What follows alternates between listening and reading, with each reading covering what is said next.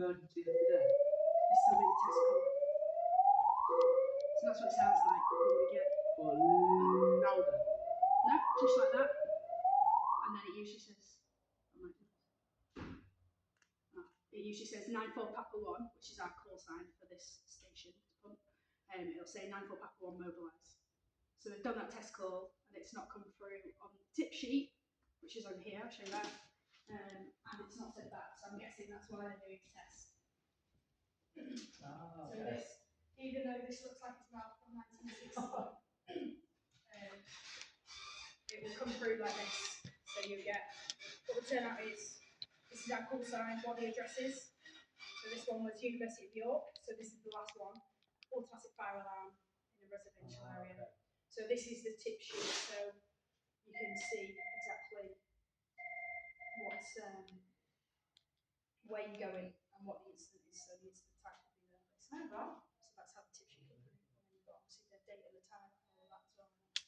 So you can make sure that if there's a tip sheet here and you take it, if it says yesterday's date, it's not the right one.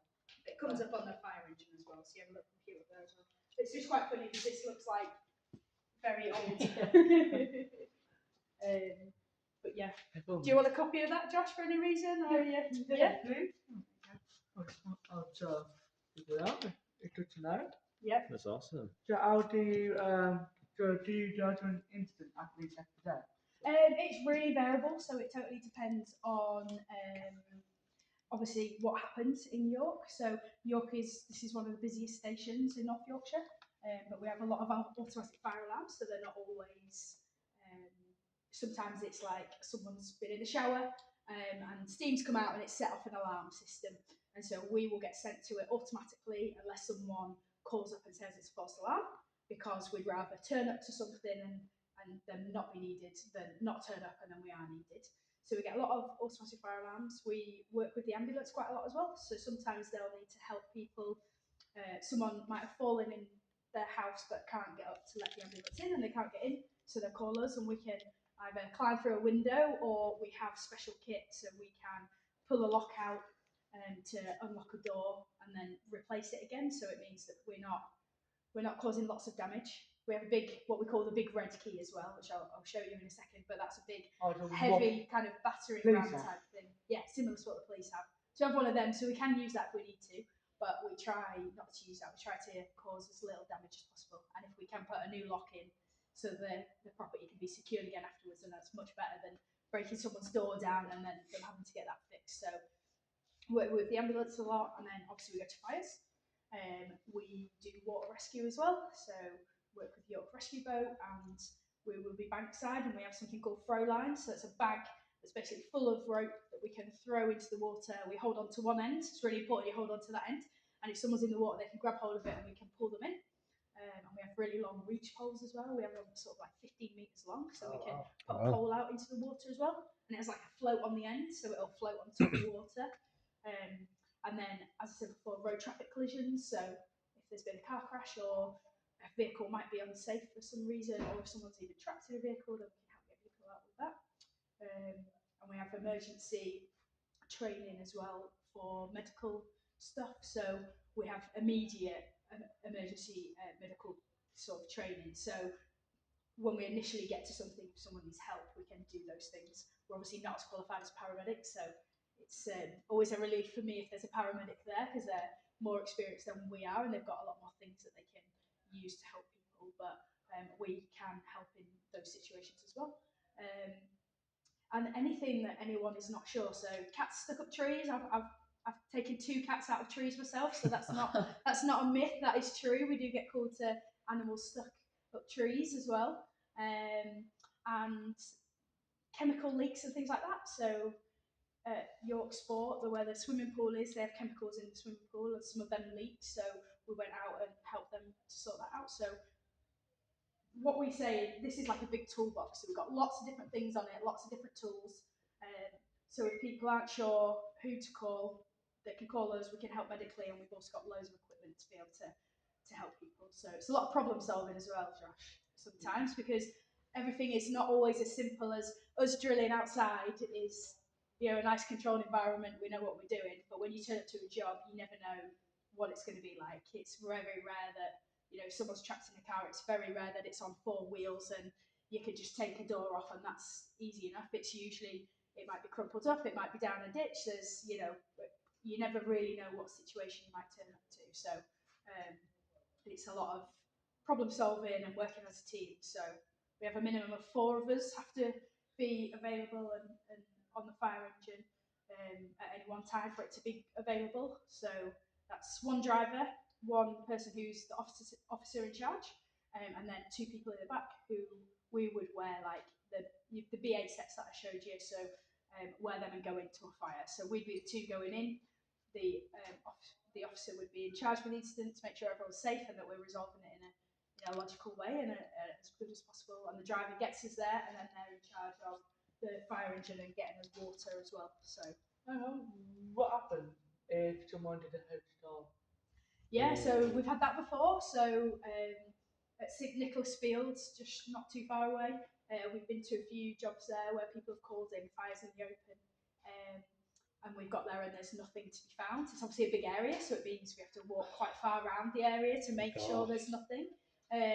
So it's a bit frustrating because we could be there for half an hour, trying to just make sure there definitely isn't anything. We can call the person back usually, so usually they'll obviously phone on a phone number and we can call that number back if we've got the number. So we can call them back and say, you've called this in, whereabouts is it, or can you meet us to show us where it is? I've had one before where it's been called in from a payphone. So when we've called back, the payphone is rung, but obviously no one's been there to answer. So that's been a hoax call. So yeah, it's frustrating when that happens because if we're doing that and there's a fire or a car crash somewhere and a different fire engine needs to go and they might be further away because we're at a job, then people that need help are having to wait longer for that help. So it's frustrating when that happens. Yeah. It's not happened loads to me, just a handful of times, but yeah, but it does happen.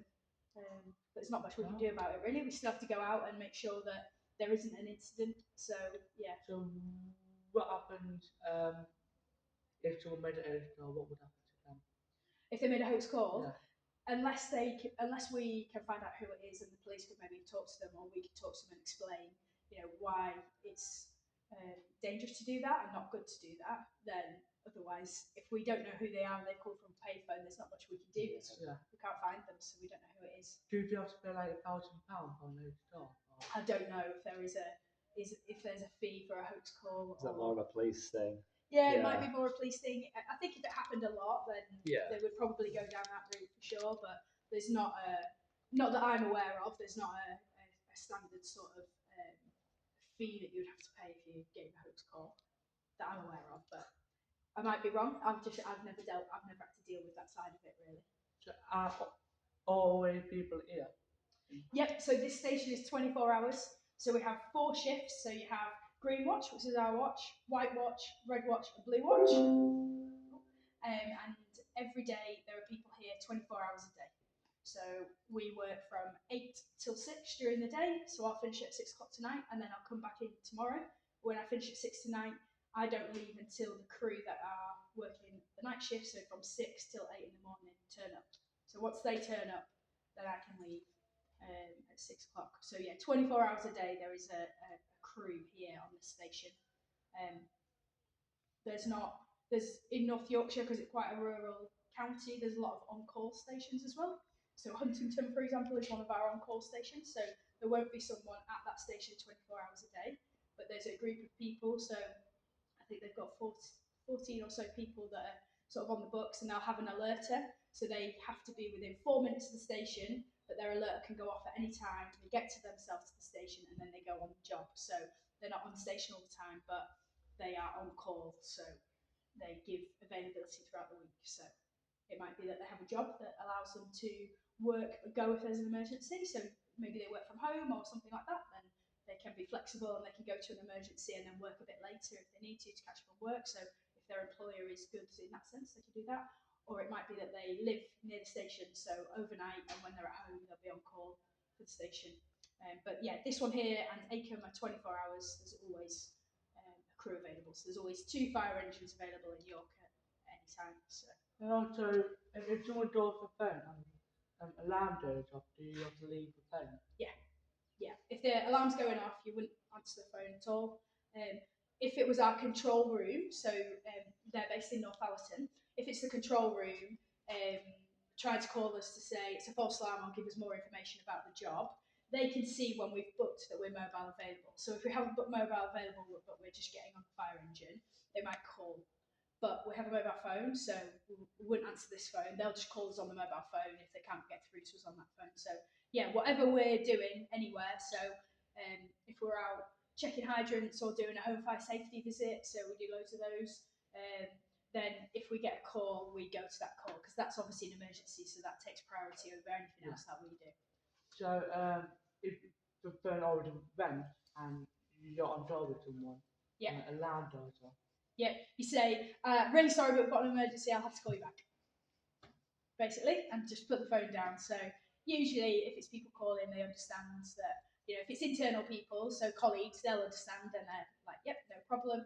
If it's someone, a member of the public that's calling, then I'll probably say it a bit slower, but I'll just be like, I'm really sorry, I'm going to have to stop you there. We've got an emergency coming, so I'm going to have to go.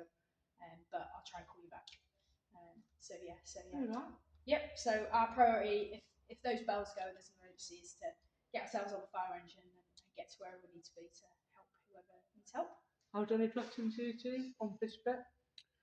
Oh. Ooh. So when you go, No. sure? Yeah. So when you've got the address there, if you're not sure where, do you tend to know like the area of York, where each street is, or Well, is it yeah, like a sat nav thing? I can show you in a second. So yeah, we have the tip sheet that has the address on. We've got a mobile phone, so we can put it into sat nav like you would do if you were going somewhere yourself. The fire engine doesn't have a sat nav, but it has a computer called a MDT, so mobile data terminal. And where the address is, there's a big red cross comes up. Oh, okay. So you can see where it is. It doesn't guide you to it like a sat nav, but you can. You need to be good at being able to read a map, really, to be able to then navigate to where you need to go. Some drivers are really good. So Paul, who's driving today, he is a driving instructor as well. So he knows all the streets in York, and he's been a firefighter for a long time. So and he lives here, so his knowledge of York is really good.